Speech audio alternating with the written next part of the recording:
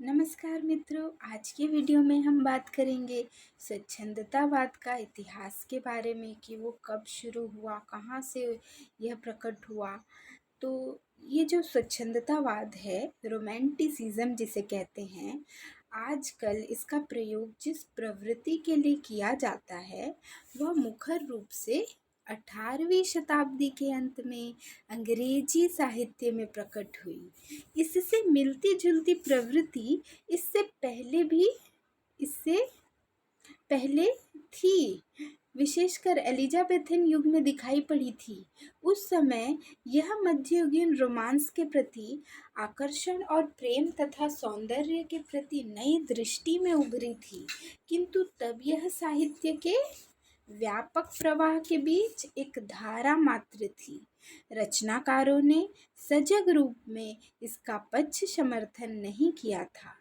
इसके विपरीत 18वीं शताब्दी में रचनाकारों ने अपने पक्ष में जो तर्क देते हुए साहित्यिक रूढ़ियों को तोड़ने और वैयक्तिक भावोन्वेष को वाणी देने का जो सजग प्रयत्न किया, उससे स्पष्ट है कि वे संपूर्ण सचेत भाव से और निश्चित उद्देश्य से इस प्रवृत्ति को अपना रहे थे।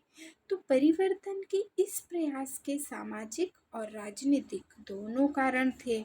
17वीं-18वीं शताब्दी में बेन जॉनसन, पोप आदि ने साहित्य में गरिमा, संतुलन तथा अनुशासन लाने के लिए जिस नव अभिजात्यवादी दृष्टि को अपनाया था, वह अब रूढ़ परंपरा मात्र होकर रह गई थी।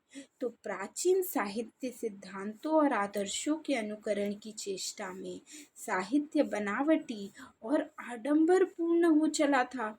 तो प्राचीन साहित्य सिद्धांतों और आदर्शों को अपना कर, उसे लेकर जो हम चल रहे थे, उसका अनुकरण कर रहे थे, तो इस चेष्टा में क्या हुआ था, हमारा जो साहित्य था वो बनावटी लगने लगा, आडंबरपूर्ण लगने लगा। तो रचना कर्म की दृष्टि से वह युग एक बड़े परिवर्तन की अपेक्षा कर रहा था। एक बड़ा परिवर्तन आए तो प्लेटो, अरस्तु, होरेंस, होमर, वर्जिल आदि की सदियों पुरानी कसौटियों का पूरा उतरने के प्रयास में वह अपने युग की आवश्यकताओं से कट गया था। तो नव अभिजात्यवादी रुझान ने बुद्धि, व्यंग और तर्क को प्रधानता देते हुए भावुकता से इस साहित्य को लगभग बहिष्कृत कर दिया था। तो इस प्रवृत्ति के विरुद्ध रचनाकारों में होने वाली कसमसाहट विलियम ब्लेक 1757-1827 जिनका था, तो और रॉबर्ट बर्न्स में धीरे धीरे रूप ग्रहण कर रही थी। तो क्या हुआ कि जो विलियम वर्ड्सवर्थ और शैमुअल टेलर कॉलरिज के सहयोगी प्रयास के रूप में प्रकाशित संकलन लिरिकल बैलेड्स के प्रकाशन के साथ यह प्रवृत्ति पुरानी अतिबुद्धिवादी रूढ़ियों को चुनौती देती हुई सामने आई। तो स्वच्छंदतावाद यानी रोमांटिसिज्म, जब इसका प्रकाशन लिरिकल बैलेड्स के प्रकाशन के साथ यह प्रवृत्ति पुरानी और जो अति बुद्धिवादी रूढ़ी जो थे प्रवृत्ति, उनको चुनौतियां देने लगी, तो इसलिए इसे तार्किकता के विरुद्ध भाव का विद्रोह कहा गया। क्या कहा गया? तार्किकता के विरुद्ध भाव का विद्रोह कहा गया। तो तार्किकता के विरुद्ध भाव के विद्रोह की साहित्यिक घटना का सूत्र यूरोप की एक महत्वपूर्ण राजनीतिक घटना से जोड़ा जाता है।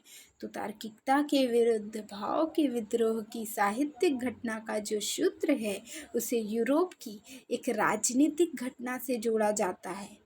1789 ईस्वी की फ्रांसीसी क्रांति को अक्सर स्वच्छंदतावाद का प्रस्थान बिंदु कहा गया है। कुछ लोगों ने 1776 ईस्वी की अमेरिकी क्रांति का उल्लेख भी इसके मूल कारणों में किया है, परंतु इसका सीधा और तात्कालिक संबंध फ्रांसीसी क्रांति और उसके उत्प्रेरक विचारकों से है। इसमें वॉल्टेयर और रूसो के विचारों का विशेष योगदान माना जाता है।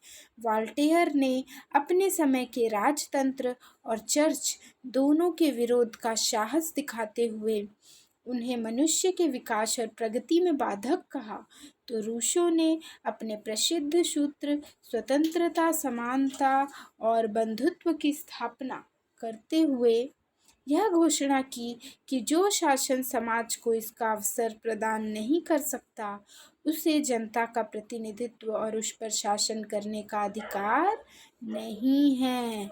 ऐसी सरकार को उलटने के लिए उन्होंने जनता का खुला आह्वान करते हुए उसे विद्रोह के लिए प्रेरित किया। शासित और शासक के बीच इससे जो संघर्ष आरंभ हुआ, उसने समूचे यूरोप के सामाजिक ढांचे को झकझोर कर नई जीवन दृष्टि प्रदान की। तो 1789 ईस्वी की जो फ्रांसीसी क्रांति थी, वो केवल राजनीतिक घटना ही नहीं थी, विचारों के क्षेत्र में स्वतंत्रता की वाहक समानांतर जीवन दृष्टि थी, जिसकी प्रस्तावना रूसो ने की थी। रूसो की घोषणा की मानव जन्मना स्वतंत्र प्राणी है, जो हर जगह श्रृंखलाओं से जकड़ा है। Man is born free, but found everywhere in chains। तो ऐसा सूत्र था जिसने पूरे यूरोप के मानस को आंदोलित कर दिया। समाज के प्रमुख सत्ता केंद्र थे राजा, सामंत और धर्माधिकारी। इनके खिलाफ संघर्ष का जो दौर आरंभ हुआ, उसकी चरम परिणति फ्रांसीसी क्रांति में हुई। लंबे संघर्ष के बाद मानव मुक्ति का स्वप्न इस क्रांति के रूप में साकार हुआ, जिसे यूरोप के साहित्य को ही नहीं, इतिहास, दर्शन, संस्कृति, संगीत, कला सभी को व्यापक स्तर पर प्रभावित किया। और मध्य वर्ग के जो बुद्धिजीवी थे, मध्य वर्ग के बुद्धिजीवियों में नए उत्साह, आत्मविश्वास और चेतना का संचार किया। 18वीं शताब्दी के अंत तक पहुँचते पहुँचते स्वच्छंदतावाद के रूप में एक नई क्रांतिकारी जीवन दर्शन पूरे यूरोपीय समाज में व्याप्त हो गया था। यह आंदोलन केवल अंग्रेजी साहित्य तक ही सीमित नहीं रहता, बल्कि फ्रांसीसी और जर्मन साहित्य पर भी इसका पूरा प्रभाव दिखाई पड़ता है। इसे इतिहासकारों ने नियमों और रूढ़ियों के खिलाफ क्या कहा है? व्यक्ति का विद्रोह कहा है। स्वच्छंदतावाद मूलतः बंधन मुक्ति का आंदोलन है, जिसे विक्टर ह्यूगो ने साहित्य में उदारतावाद कहा है। जाहिर है, रूढ़ियों और नियमों के संरक्षक, धर्म और चर्च के विरुद्ध यह मनुष्य का स्वतंत्र अभिव्यक्ति के लिए विद्रोह था। राजनीतिक दृष्टि से यह तानाशाही राजतंत्र के खिलाफ उदार जनतंत्र की स्थापना के लिए की गई लड़ाई थी। इस स्वातंत्र्य चेतना की अभिव्यक्ति साहित्य में तो नई भाव केंद्रित रचनात्मकता के रूप में हुई थी।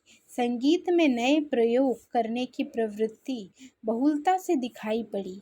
अंग्रेजी के स्वच्छंदतावादी साहित्य का व्यापक प्रभाव जर्मन और फ्रांसीसी साहित्य पर भी पड़ा, लेकिन स्वच्छंदतावाद के इन विविध रूपों का अपना वैशिष्ट्य है, जो इनकी अलग अलग पहचान बनाता है।